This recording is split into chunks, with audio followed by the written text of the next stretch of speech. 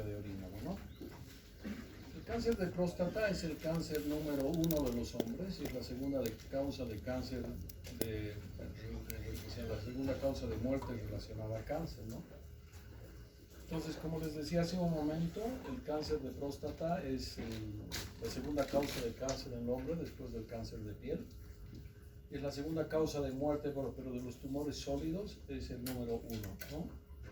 Entonces, si me permiten decir que es importante saber que aproximadamente el 15% de los hombres se les va a diagnosticar cáncer de próstata. Y la otra cosa importante saber es que el 3% de los hombres se van a morir de cáncer de próstata.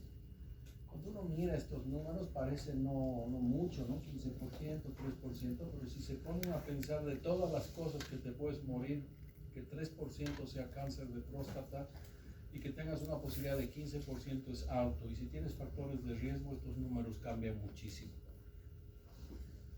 Uno de los temas que es importante, 1/3 de los menores de 80 años tienen cáncer de próstata y 2/3 de los mayores de 80 años tienen.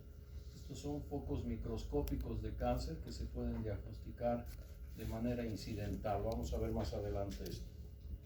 El momento de que hacemos el diagnóstico de cáncer de próstata, una cosa que hablo con los estudiantes, chicos, miren, yo creo que hay que empezar a pensar que nosotros los doctores no somos ni sus amigos ni sus enemigos, somos sus profesores, ¿no? Esto les digo a los chicos en la práctica que rotan conmigo. El segundo tema es que yo creo que ustedes tienen que empezar a darse cuenta de que estudiar medicina es una vocación. Tienen que dedicarle más tiempo. Yo los veo cada año más desmotivados. Es una culpa de ustedes, pero también de nosotros los profesores, ¿no? Otro día me llamaba el jefe del departamento. No les iba a mostrar hoy día esto, pero ya que los veo a todos, parecen fotógrafos más que estudiantes de medicina. 10% de lo que aprendemos es por lectura, por escuchar 20%. Es eso, ¿no? ¿Cuándo se aprende realmente? Cuando ustedes preparan el tema, vienen conmigo, hoy intercambiamos. Esa es la mejor manera de aprender. Pues mañana vamos a hablar cáncer de vejiga. Yo antes entregaba el programa y les decía, chicos, esto voy a hacer, y las clases eran interactivas. Pero fueron los estudiantes que no, que la clase no ese es el sentido. Entonces mi sugerencia, chicos, es por ustedes. O sea, tienen que darse cuenta que ustedes son el cambio. Ustedes no tienen que hacer esto de estudiar medicina ni por mí, ni por el... De esta clase, 20%. El tema es cuando discuten los temas, quedan el 70%. 70%. Y esa es la idea. Esa es la idea. Que ustedes tengan la capacidad de poder avanzar, ¿no? Entonces, lo que les decía hace un momento es que el momento del diagnóstico, 70-80% de los pacientes tienen la enfermedad localizada en los países desarrollados. Aquí en Bolivia no es tanto. Y esto tiene que ver con que se hace pesquisa más temprano, pero esto es el concepto. 12% tienen afectación ganglionar y 6% tienen metástasis a distancia. En los Estados Unidos, cáncer número 1 en ser diagnosticado, próstata, aproximadamente 164,000 casos, representa el 19%. Y muerte, la segunda causa de muerte después del pulmón. Pulmón es una locura, ¿no? 26%, pero próstata 9%. Esto siempre les pongo porque en las clases el Smith te pone esto, ¿no? 1 en 2500. A mí me parece una lata, ¿no? Aprendes esta cosa, la semana te has olvidado. El 15% recuerden, eso es algo que sí va a quedar. Y aproximadamente el 3% de los pacientes van a morir. ¿Dónde están mis alumnos acá? ¿Cuáles son factores de riesgo? La raza, ya, muy bien, ¿qué más? ¿Ah? Genético también. ¿Cuál es el otro? Que ya hemos hablado.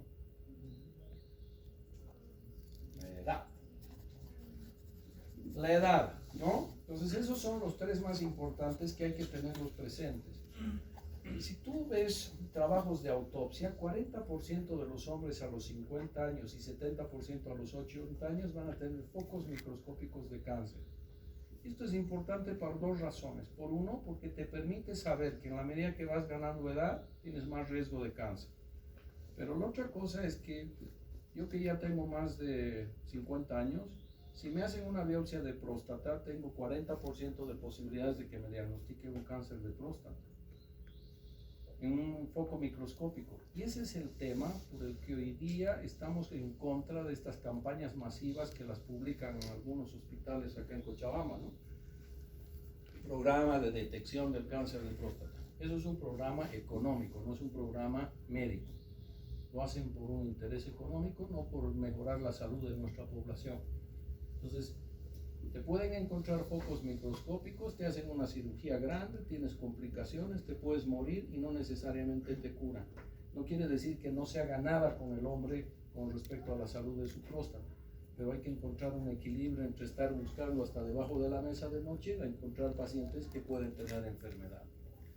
El otro tema importante es la raza. En Bolivia no hay negros, pero los afroamericanos tienen mayor incidencia. Nosotros tenemos una población muy pequeña en los yungas, ¿no? Pero ellos tienen más riesgo, entre 50 y 80% más riesgo que la población blanca. Cuando miras antecedente familiar, este es un dato que siempre hay que preguntar, porque si tu padre tuvo, tu riesgo aumenta 2.3 veces. Esto quiere decir que si tú tienes 15 de riesgo y si tu padre tuvo, sube como hasta 40, ¿no? Y si tu hermano ha tenido, esto aumenta 4.5 veces, casi 60. Y si tu padre y tu hermano ha tenido, casi 90. Entonces el antecedente familiar es algo que no hay que dejarlo de lado, ¿no? Esta cosa es importante. El otro tema es, este cáncer está en relación a los andrógenos. O sea, si a ti te castran antes de la pubertad, no vas a desarrollar cáncer de próstata. El otro tema que ha sido motivo de un premio Nobel de Medicina es que cuando la enfermedad está diseminada y te castran, la enfermedad involuciona, porque hay una dependencia con las hormonas que vamos a ver en la parte del tratamiento. Entonces los andrógenos en esta patología son vitales. El otro tema es la dieta. Los asiáticos tienen una baja incidencia en general de cáncer de próstata. Entonces estos chinos migran a los Estados Unidos, la primera generación come como chino y la segunda come como gringo, y a sus hijos comen hamburguesas, pizzas y todas estas cosas que comen los gringos y papas fritas. Y esos chicos tienen la misma incidencia que la población americana. Entonces no es un tema racial el que los está protegiendo, sino es la dieta, y la dieta es rica en grasas. Pacientes que tienen consumo de dieta rica en grasas tienen más posibilidad de desarrollar cáncer de próstata. El tabaco, como en todo, siempre malo. Y una de las cosas que se está hablando ahora harto es la actividad sexual. Antes se decía que no era ni buena ni mala, pero hoy día se sabe que si tienes más actividad sexual, tienes más riesgo o menos riesgo. O sea que hay que tener actividad sexual. ¿Sí? Más, sí. ¿Cuánta? Doctora, ¿dónde están los residentes? ¿Cuánto? Mira. ¿No? O sea que yo le he dicho, les prometo a mi mujer, le he dicho, me da cáncer de próstata tu culpa. 21 veces es lo que se ha visto, que si tú tienes más actividad sexual de eso, tu riesgo de cáncer de próstata es menos. El otro tema son las tricomonas que hemos visto, al 40%. Este es el diagnóstico de cáncer de próstata y esta es la mortalidad, ¿ya? El antígeno prostático se diagnostica, se aparece ¿en qué año, doctora? Doctores, residentes, ellos deberían saber esto, ¿eh? 1986, la FDA lo aprueba. Y los americanos hacían antígenos prostáticos al que pasaba por la calle, antígeno un poquito alto, biopsia, entonces la incidencia aumentó brutalmente. Pero la mortalidad no bajó en la proporción que se esperaba. Entonces, hace unos años, un servicio de medicina preventiva en los Estados Unidos ha determinado de que ya no debemos hacer estas campañas masivas. Pero esta mañana estaba oyendo a un doctor que es parte del board de la Sociedad Europea de Urología, el doctor Van Poppel, Y él decía que tenemos que seguir trabajando en forma responsable con este tema del antígeno y vamos a conversar más adelante qué vamos a hacer, ¿ya? Esto tiene que ver con lo que les he dicho. Acá están los países asiáticos, en general bajas incidencias, y los negros americanos son los que más tienen. Entonces, eres negro, consumes grasa, tienes mal pronóstico, o sea, mucha posibilidad de cáncer de próstata. Y lo mismo estás viendo esto en los Estados Unidos, ¿no? Aquí están los negros, aquí están los blancos, o sea, los americanos, estos son los indios, estos somos los latinos, ¿no? Entonces, en general, el cáncer de la próstata también tiene una preferencia en relación a la raza, ¿no? ¿Cuál es el cuadro clínico? Un porcentaje de los pacientes va a estar asintomático, otros pacientes van a tener síntomas del tracto urinario inferior, que es lo que les habló el viernes el doctor Lara, y otro grupo de pacientes van a tener molestias debidas a las metástasis. No hay una correlación entre la etapa de la enfermedad y las molestias. A veces puedes tener una enfermedad localmente avanzada y estar casi asintomático, o puedes estar muy molesto para orinar, con mucha sintomatología urinaria, y tener una enfermedad que está localizada. Entonces, esta cosa es importante que tengan claridad. ¿Por qué? Porque con frecuencia la gente y los varones te dicen, el doctor no tenía ninguna molestia, por eso no vine. Dice, que te dije que vengas, pues te dije, ¿no? Los hombres van porque las mujeres los llevan. La mujer se mete ahí en una prensa que le aprieta la pechuga y no se queja. El Papa Nicolau es mucho más molesto, la mamografía es mucho más molesta y él ya lo hace callado, y si le toman biopsia le toman y lo hace disciplinadamente la mujer. El hombre no. Está empezando a cambiar, pero esto es algo que hay que empezar a trabajar. Hace unos años yo vi una familia con hermanos con cáncer de próstata y el motivo de consulta de este hombre era porque notó que el volumen de su eyaculado había disminuido. Por eso vino. Y tenía una enfermedad localmente avanzada. Su hermano murió de cáncer de próstata y a su otro hermano le diagnosticaron también cáncer de próstata. Entonces son estas familias que tienen una genética dura y pura de este problema. En nuestro medio no es infrecuente que los problemas aparezcan cuando tienes enfermedad diseminada, ¿no? Y aparecen, uno de los motivos más comunes es doloroso. Cuando yo llegué hace varios años, ese era el motivo. No había el antígeno, habían pedido, o sea, el antígeno estaba apareciendo, no se pedía rutinariamente, te pedían una fosfatasa alcalina que estaba en 1300 y te llamaban. Metías el dedo, todo tomado. Enfermedad diseminada. Eso está cambiando, ¿no? ¿Cómo sospecho que un paciente tiene cáncer de próstata? A ver, doctor, tú residente, ¿cómo sospecho que un paciente tiene cáncer de próstata? ¿Dónde están los residentes? Ya, a ver. Por la sintomatología que puede presentar el paciente, una disminución del peso en los últimos meses. Y por eso me vas a, digamos, bajo de peso y me haces una biopsia de mi próstata. No, obviamente el PSA elevado. Y el PSA te acepto. Otra cosa, Tacto rectal. que está aumentado de consistencia. Y otra cosa, La ecografía. ecografía no está diciendo ninguna guía, ¿no? A ver, hay una sospecha, te puede dar una pauta, pero no necesariamente, ¿no? Hoy día es resonancia magnética, ¿no? Resonancia magnética multiparamétrica es lo que está haciendo. Pero lo que el doctor ha dicho está bien. La primera cosa es el tacto rectal. Es por eso que cuando examinamos a un paciente tenemos que valorarlo en forma integral. La segunda cosa, en algún momento hay que pedirle un antígeno prostático. Esto vamos a hablar tal vez en algún momento de la clase, más adelante. Y la resonancia puede haber un aspecto sugerente que nos haga sospechar. Cuando hacemos un tacto rectal, 40% de los cánceres ya se pueden tocar en el momento del diagnóstico, ¿no? El cáncer de próstata se desarrolla fundamentalmente en la zona periférica de la glándula. Es por eso que cuando tú metes el dedo puedes alcanzar y tocarlo. Más del 80% de los cánceres están en esa localización. El otro tema es el antígeno prostático específico. Y el valor del antígeno es importante que hagamos un corte. Algunos hablan de 3, otros hablan de 4. Yo tengo 4. Creo que este es un buen corte para hacer y la mayoría de la gente cree que esto es así.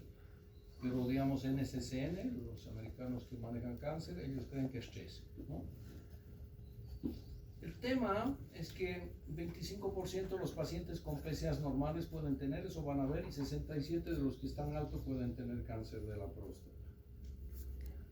Entonces, esta diapositiva les muestro para que vean lo siguiente. Si asumimos este grupo que está entre 3 y 4, nosotros hemos dicho que 4 es normal, 26% de estos pacientes van a tener cáncer, y de esos pacientes que tienen cáncer, el 25% tienen tumores de alto grado.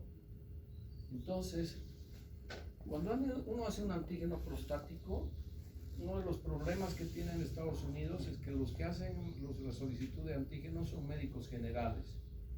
Estos médicos generales no tienen un criterio urológico. Entonces es distinto que tú tengas un antígeno prostático en 2 y tu próstata pese, no sé, 50 gramos, a que tengas un antígeno que esté en 3,8 y tu próstata pese 20. Hay una relación entre volumen y antígeno prostático.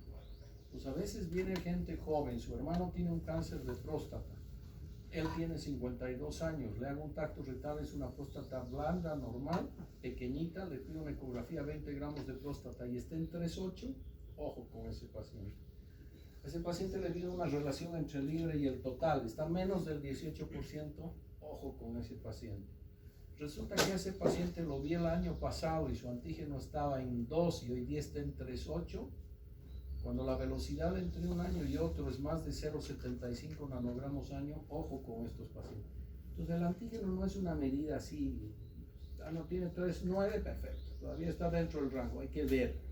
A veces tienes pacientes que tienen 4,2, que tienen una próstata de 130 gramos. Ese paciente es por su próstata y lo que lo tocas es elástica. Entonces estas cosas hay que mirar con el antígeno. Bueno, ustedes pueden ver que el valor predictivo positivo cambia cuando el paciente llega a 3, 25% sube, hemos visto, y cuando supera 10 llega casi al 50. El problema es que cuando supera 10 el antígeno prostático, la posibilidad de que el paciente tenga enfermedad extracapsular aumenta 25 a 50 veces. Entonces esta es la razón por la que hay que tener un cierto control y cierto criterio en el diagnóstico y manejo de esta enfermedad. El viernes fui a dar una charla a Tarija y esta cosa era una información que aparecía en uno de los lugares que buscaba, ¿no? Entonces, si tu antígeno prostático está bajo, puede ser normal. Los hombres siempre tenemos algo de antígeno prostático específico. Lo que te dice esta diapositiva es que si tu antígeno está elevado, puede ser una sospecha de cáncer, pero también se puede elevar cuando tienes infecciones del tracto urinario, cuando has hecho ejercicio vigoroso, y con frecuencia estos pacientes que se tiran, no sé, 60 kilómetros de bicicleta y tienen ahí todo ese asientito que parece un vibrador ahí sentados y apoyados en el periné, esos pacientes elevan un poco su antígeno. Cuando tú has estimulado la eyaculación, a veces antes se hacían unos masajes prostáticos o has tenido actividad sexual anal, también se puede elevar. Cuando hay otros problemas como alargamiento prostático, entonces no es exclusivo. Entonces estas cosas son importantes el momento de diagnosticar.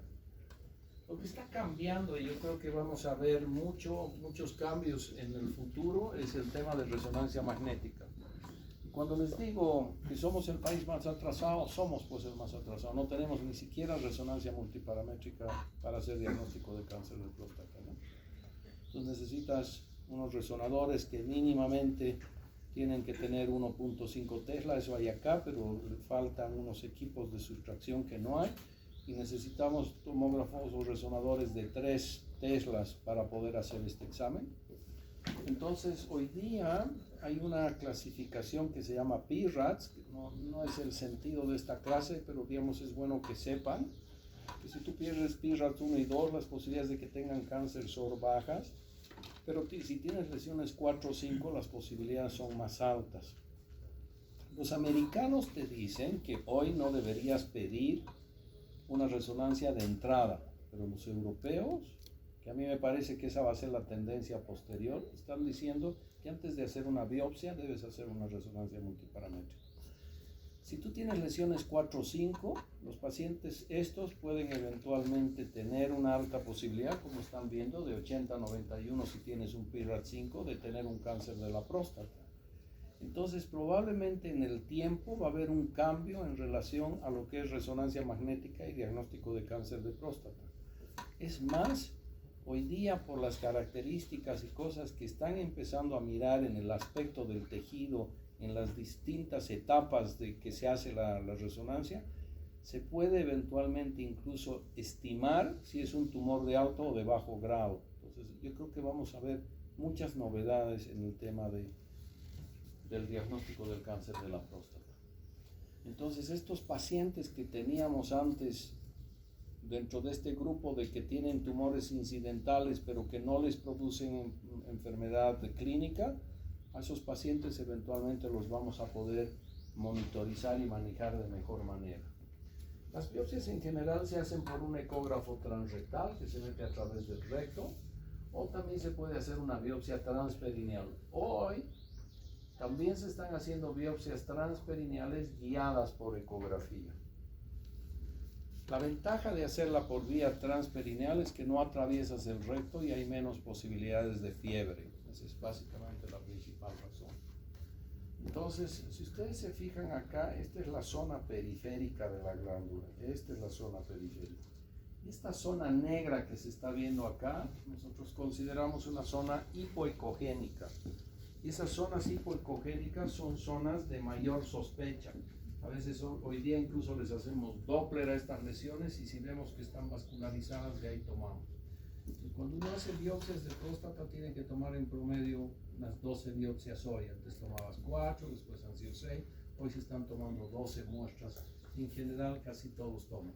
Pero si ves lesiones más sospechosas, puedes tomar 2, 3 o 4 más. El tipo histológico más común de cáncer de la próstata es el adenocarcinoma. 95% de los pacientes tienen esta variedad histológica. Entonces, cuando uno mira estos tumores, esto habla de una cosa que se llama el Gleason.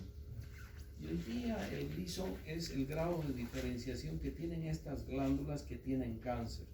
Cuanto más, voy a volver a esta diapositiva posteriormente, pero si aquí se fijan, uno aquí puede estar viendo las glándulas, aquí glándulas pero con unos nucleolos prominentes, y aquí prácticamente hay una anarquía total, ya no se puede identificar dónde hay una glándula. Entonces eso, lo que hace el patólogo, identifica estos valores y te va diciendo, este paciente tiene un Gleason 3+3, porque mira un patrón primario, el que más predomina en la muestra que está mirando, y mira un patrón secundario. Es como en este curso, ¿qué predomina, el azul o el café? ¿Ah? Unos dicen azul, otros dicen café. Lo mismo les pasa a los patólogos, unos dicen 3, otros dicen 4, en función a qué es lo que están viendo. Entonces, si miras así silla por silla, cortinas y cosas, probablemente, no sé, azul, ¿no? Probablemente azul, pero otros piensan que es café, entonces habría que realmente medir y ser exactos, pero es lo mismo que pasa acá. Entonces, todo lo que se ve por debajo de 6, hoy es 6. El 7 puede ser como una porción intermedia, que dependiendo si es 4+3 o 3+4, también se considera. Y 8, 9 y 10 son tumores de mal pronóstico. ¿Qué es etapificar la enfermedad? Entonces, ese término, para mí, lo que acaba de decir su compañero es lo que quiero que recuerden. Etapificar es saber hasta dónde avanzó la enfermedad. Y esto es para todos los tumores, vesícula, estómago, para todos, ¿no? Entonces, etapificar es saber. Y bien, en general, hoy casi todos los tumores, digamos, Wilms, las leucemias tienen unas clasificaciones especiales, pero en general la mayoría de los tumores hemos entrado dentro de esta lógica de manejar TNM. Y es importante que ustedes manejen. Entonces, cuando hablamos T es tumor, cuando hablamos N son nódulos, y cuando hablamos M hablamos de metástasis. Cuando hablamos de T, el cáncer de próstata se divide del T1 al T4. Y este T1 es un tumor incidental, quiere decir que lo hemos descubierto de forma casual. Entonces, estos pacientes son A, B y C. El T1A es cuando la enfermedad, el paciente vino a la consulta, lo valoraste, le hiciste un tacto rectal, era normal, le hiciste un antígeno prostático, era normal, lo operaste de su próstata porque tenía indicación porque estaba obstruido, y en la biopsia el patólogo te dice que hay un cáncer de próstata. Y se dice T1A cuando de la muestra que han mandado menos del 5% es cáncer. Cuando es más del 5% hablas de T1B. Y el T1C es la gran mayoría de los cánceres se diagnostican en etapa T1C. Y T1C involucra un diagnóstico de cáncer a través del antígeno prostático específico. El tacto es normal, la ecografía no tiene ninguna cosa sospechosa, pero el antígeno está sobre 4. ¿Estamos? ¿Está claro hasta ahí? Ok, vamos a pasar a lo que es T2. Y T2 es una lesión intracapsular. La lesión está dentro de la cápsula de la glándula de la próstata. Y este T2 puede ser A, B o C. A es cuando es menos de la mitad de un lóbulo, más de la mitad de un lóbulo, ambos lóbulos es C. Entonces A es menos de la mitad de un lóbulo, B es más de la mitad de un lóbulo y C es ambos lóbulos. ¿Está claro? El T3 es cuando hay un compromiso extracapsular. T3A es compromiso de la grasa y T3B es compromiso de la vesícula seminal. Y T4 es cuando compromete las estructuras que están alrededor de la próstata, el esfínter, los músculos de la pared pélvica. Cuando hablamos de N, son los ganglios que están en la cadena ilíaca y obturatriz. Esta mañana yo hice una prostatectomía radical.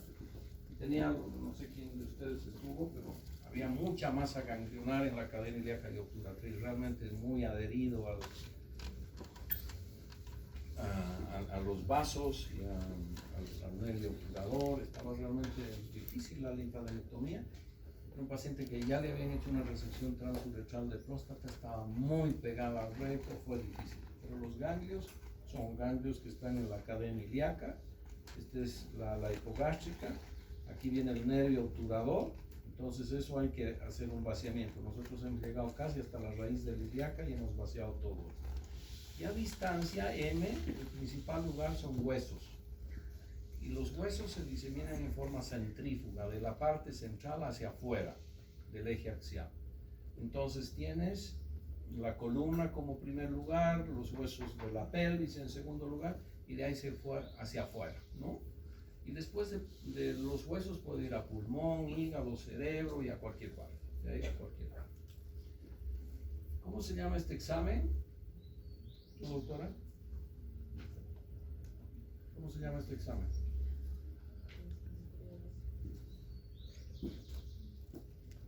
¿Tú?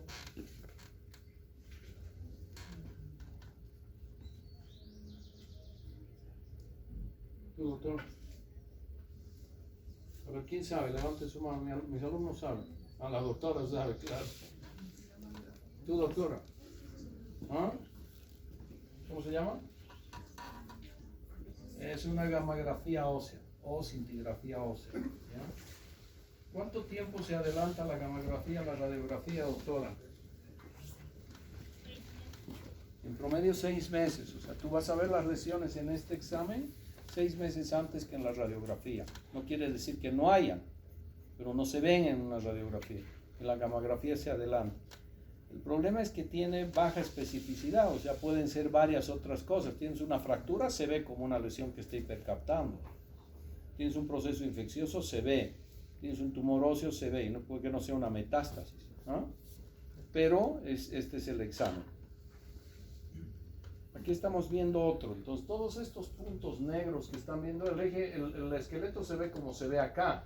Pero esta es una metástasis, esta es otra. Aquí toda el ala ilíaca se ve, aquí estás viendo toda la columna lumbar, dorsal, cervical, los omoplatos, las costillas. A veces puedes pedir, como en este caso, un citigrama una resonancia y puedes ver una destrucción ósea. Las lesiones metastásicas de la columna son ¿de qué tipo, doctora? ¿Son líticas o son blásticas? ¿Seguro? Son blásticas, doctora. Doctora, a ver, usted que se está yendo, a ver, óigame una cosa, no vuelvan a mi clase, ¿ah? Es una falta de respeto lo que están haciendo. No vuelvan a mi clase. Esto no es un festival para que ustedes puedan entrar y salir. Nadie las obliga a venir, pero si vienen, se quedan. Váyanse y no vuelvan. Nunca más, no las quiero ver. ¿Ah? Los tumores del cáncer de la próstata se dividen en grupos de riesgo y en función a eso vamos a dar tratamiento. Hay varios y cada vez están subclasificados, pero para lo que yo quiero que ustedes entiendan es, vamos a hablar de los de bajo riesgo, intermedio y alto. Todo lo que está por debajo de T2A es bajo riesgo. Cuando hablamos del Gleason es de 6 para abajo. Y cuando hablamos del antígeno es de 10 para abajo. Eso es bajo riesgo. ¿Estamos? Cuando tú tienes intermedio, estás hablando del T2B. O sea, cuando ya hay más del compromiso de la mitad de un lóbulo. Cuando el Gleason es 7 o cuando el antígeno está entre 10 y 20. Y el de alto grado es un paciente que es T2C para arriba, T3 o T4, cuando el Gleason es 8, 9 o 10 y cuando el antígeno es más de 20. Eso es alto riesgo. ¿Está claro? Entonces, no tiene sentido esto, pero hoy día hay muy bajo, bajo, intermedio favorable, intermedio desfavorable, alto, muy alto. O sea, no quiero confundir, pero digamos, a mí me interesa que por lo menos estos tres grupos los tengamos claros, ¿no? ¿Y cuál es el tratamiento de esta enfermedad? Las opciones son vigilancia activa, braquiterapia, radioterapia o cirugía radical, cuando la enfermedad está localizada. Si la enfermedad está diseminada, se puede hacer tratamiento, se debe hacer tratamiento hormonal. Este puede ser quirúrgico o farmacológico. Este doctor se llama Alan Partin y el doctor Partin es hoy el jefe de la virología del Johns Hopkins, ¿no? Es el jefe, el chairman. Y él hizo unas tablas que tenían que ver con los pacientes que operaron en Harvard y iban viendo, en el Johns Hopkins, y iban viendo cómo se comportaban estos pacientes en función a su etapa tumoral, a su Gleason y a su antígeno. Y en base a eso se han estructurado estos nomogramas. Estos nomogramas son unas como calculadoras de riesgo que te ayudan. Hay un hospital en Nueva York que se llama el Memorial Sloan Kettering Cancer Center y hay un doctor que se llama el doctor, ahorita me voy a acordar, él ha desarrollado un poco estos nomogramas y son bien fáciles de manejar. Entonces, cuando tú vas a valorar a tu paciente, es bueno que tu paciente sepa qué le va a pasar. Yo lo que digo es, no puede ser que el paciente venga a mi consulta y como yo vivo de la cirugía, lo opere. Y el que va al radioterapeuta le dará la radioterapia y el que hace... Entonces yo creo que a los pacientes hay que darles su opción. Y esto tiene que ver con una cosa que se llama medicina basada en evidencia. La medicina basada en evidencia es un triángulo, donde en la parte de arriba está la mejor evidencia de información. Cuando tú lees qué hay que hacer cuando la enfermedad está localizada, estas son las opciones. La pregunta es, entra acá experiencia y juicio clínico del paciente y del otro lado la preferencia del paciente. Entonces tú le debes decir, estas son las opciones, en base a mi experiencia, esto es lo que sugiero y usted decide qué quiere. Entonces, cuando haces así medicina, es más serio. Entonces, estos nomogramas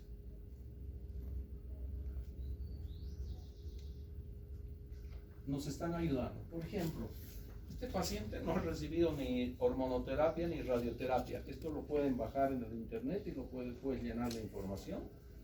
Tiene 67 años, su antígeno está en 8, su patrón es un 3+3 y es un T1C.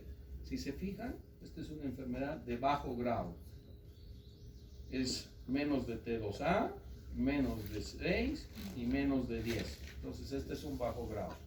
Y de las biopsias que han tomado, 2 han salido positivas y 12 negativas. Total 14.29. ¿Y qué te dice esto?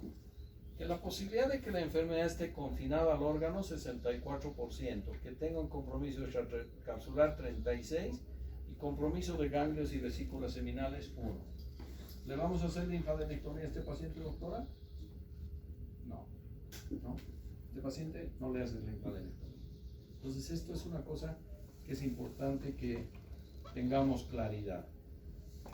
Entonces, ¿qué posibilidades tiene si este paciente se opera? De que esté vivo, 99% a 10 años y 99% a 15 años, si se opera. ¿Y qué posibilidades de que está curado a 5 años, 94, y a 10 años, 89? Este es otro ejemplo, tampoco he recibido ni hormono ni radio, 67, pero su antígeno está en 24. Entonces este ya por antígeno es un alto riesgo, ¿no? Cuando miramos su antígeno es un intermedio y es un T2C. Entonces hemos dicho que T2C también es alto riesgo, ¿no? Entonces este paciente tiene alto riesgo.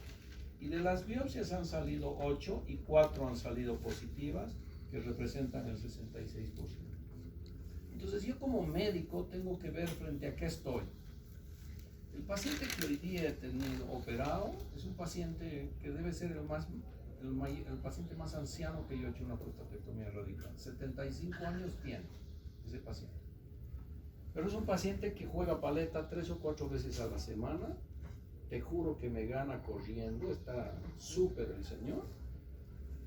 Es un paciente que intelectualmente está perfecto. Y cuando le planteé, ¿qué le hubieras planteado tú a este paciente que está parecido a este, 75 años, doctora?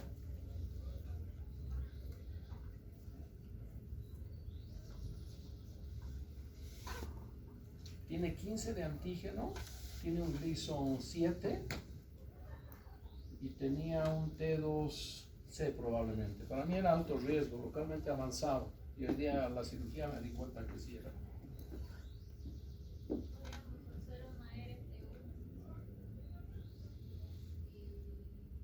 O sea, pero cero curativo, o sea, simplemente algo paliativo para que orine mejor.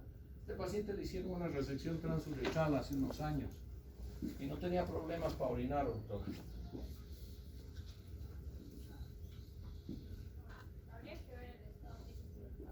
Bueno, como te digo, está en muy buenas condiciones.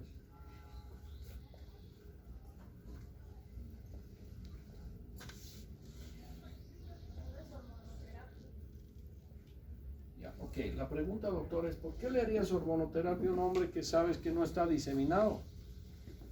Cuando los castras a los hombres, su salud ósea se va al demonio, ¿no? O sea, es una buena opción cuando tienes metástasis porque te da mejor mejor calidad de vida. Pero no te... O sea, si este paciente no estaba diseminado, ¿por qué hacerle hormono? ¿Ella tenía gametería? Negativa.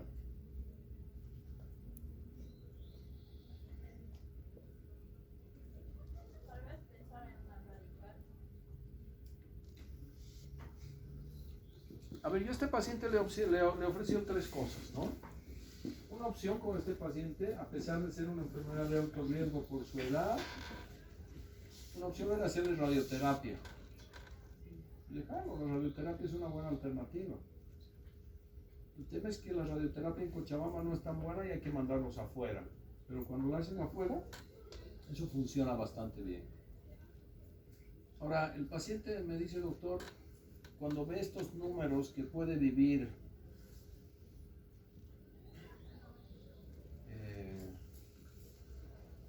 97% a los 9 años, a los 15 años, me dicen, eso es lo que quiero, doctor, opéreme. Y si eventualmente usted me está diciendo de que recae mi enfermedad, tengo radioterapia como segunda opción. Yo quiero seguir viviendo, me siento bien, sigo muy activo, trabajo, hago mucho deporte. Entonces el tema, doctores, depende de qué paciente. Si me vienen a decir que tiene 75 años, ha tenido 2 infartos que le han tenido que colocar un stent, es un paciente diabético, radioterapia, listo, chao, se acaba. No haces eso. Entonces yo creo que esto es lo que hay que mirar, o sea, no hay una receta para todos. Si viene un paciente joven a mi consulta, joven te digo, 56, 58 años, tiene un cáncer de próstata de riesgo intermedio o alto, y en su familia ha habido antecedentes de cáncer, tú sabes que ese paciente va a ir mal, ofrecerle lo mejor, y lo mejor es la cirugía. Y si el paciente recae, le das radioterapia. Si le das radioterapia y el paciente recae, esos pacientes van como el demonio en el posoperatorio, se perforan los rectos, casi todos tienen incontinencia, casi todos tienen disfunción eréctil. Entonces, yo creo que es mejor partir temprano, ¿ya? La prostatectomía radical es una cirugía hoy día ya muy reglada y eventualmente en este momento cuando estás cortando el complejo dorsal puede haber un poco de sangrado. Cuando estás cortando la uretra puede haber incontinencia de orina, hay que tener siempre cuidado. Al liberar lateralmente las bandeletas puedes tener incontinencia de orina. Entonces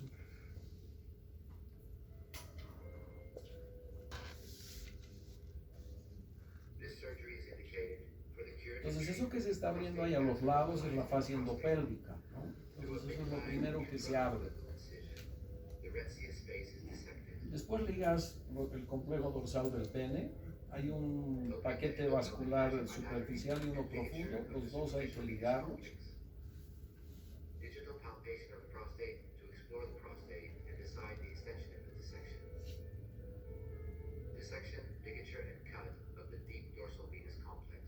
Entonces es el complejo dorsal profundo.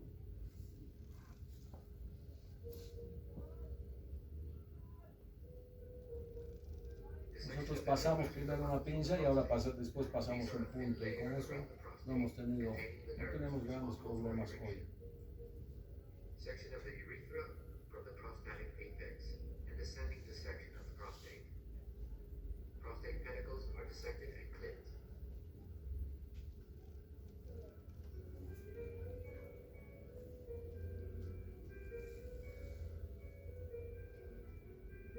Entonces ahí estás cortando la uretra, después la sonda la jalas hacia arriba y eso te sirve para traccionar la próstata y abordar la cara posterior de la próstata, ¿no?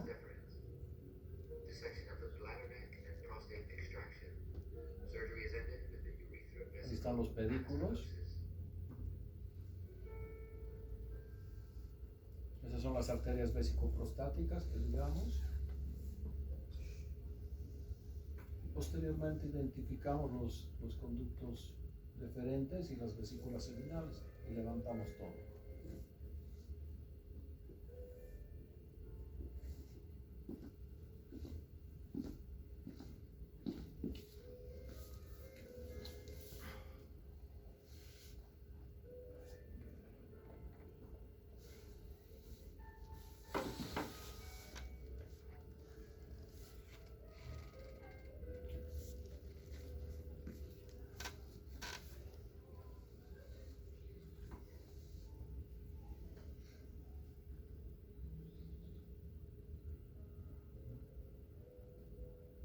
Posteriormente unes la uretra a la vejiga y cierras, ¿no?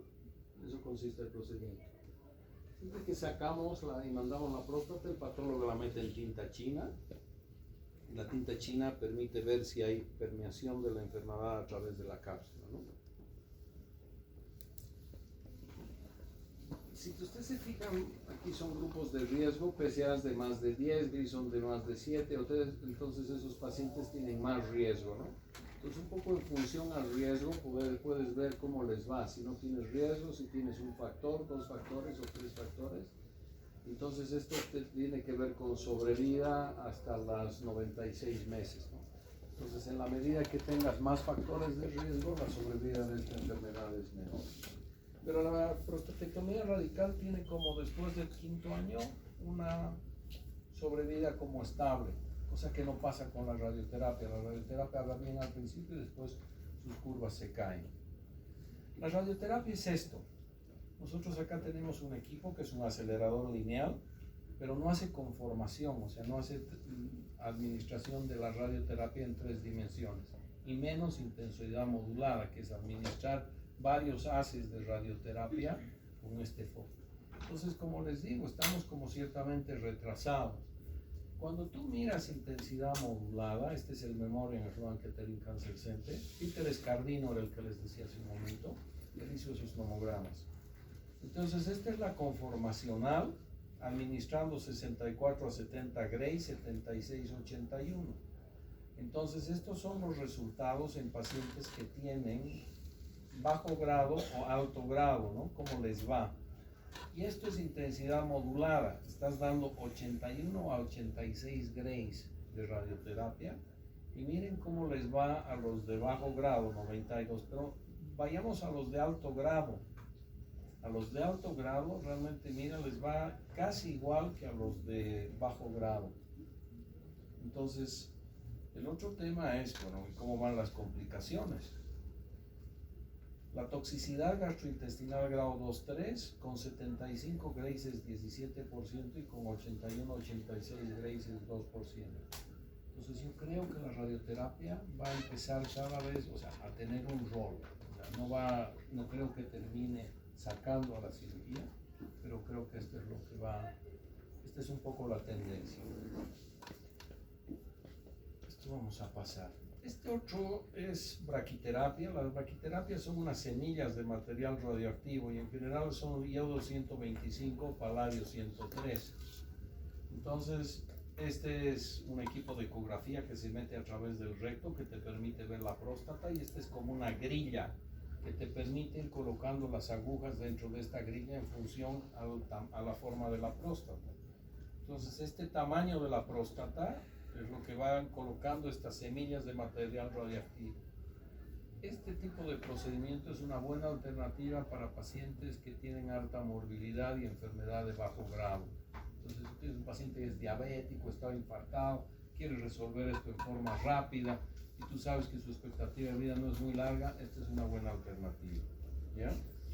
El problema es cuando tenemos pacientes como este, que son pacientes que, si se fijan, esos huesos están absolutamente apolillados, ¿no? Este hombre está lleno de metástasis. Entonces, el tratamiento de estos pacientes es hormonoterapia. Y la hormonoterapia involucra quitar la testosterona. Y esto puedes hacerlo básicamente de dos maneras. ¿Cómo podemos hacer esto, doctora? ¿Cómo haces el tratamiento hormonal tú? ¿Cómo haces la hormonoterapia? Se puede hacer un bloqueo central o un bloqueo periférico. ¿Cómo haces central?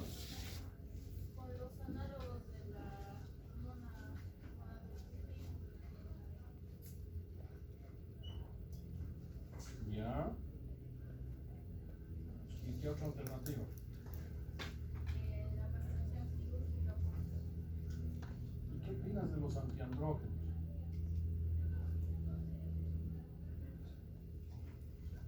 Yo creo que sí se pueden dar cuando están recién empezando a elevarse el PSA. Esto está haciendo una resistencia. No, estamos hablando de enfermedades con metástasis óseas, ¿no?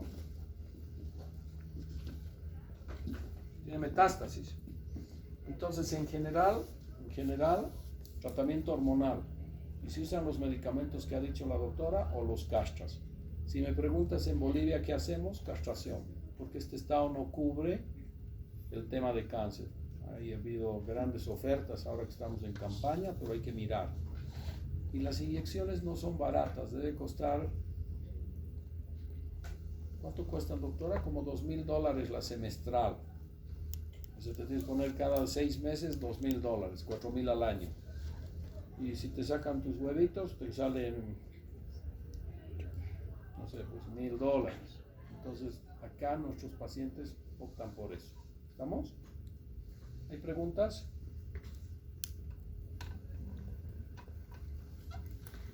¿Hay alguna pregunta? Mañana vamos a hacer cáncer de vejiga, chicos.